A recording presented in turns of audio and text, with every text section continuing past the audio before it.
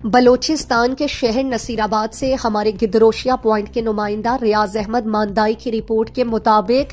Minister sports and youth affair Meena Majeed کا director sports and youth affair Ilyas Baloch کے ہمراہ ڈیرہ مراد شماری کے stadiums Shaheed Abdul Ghaffar Sial cricket stadium, Dinar football ground اور railway ground سمیت زیر تعمیر اسپورٹس کمپلیکس کا اچانک دورہ کیا۔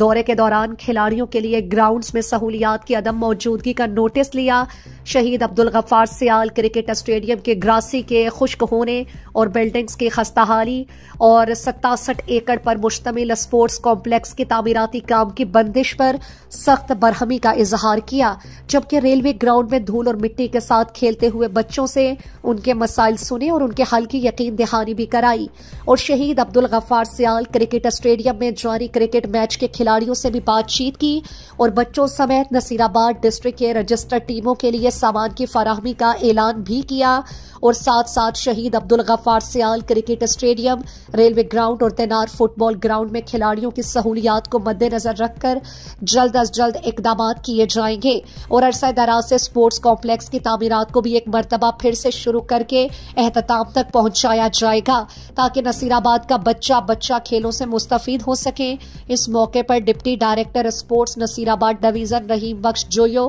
ہیڈ کوچ قمردین بگٹی، صدر D F A Khalil Bangulzai اور general secretary D F A Khan Jan Bangulzai سمیت دیگر موجود تھے۔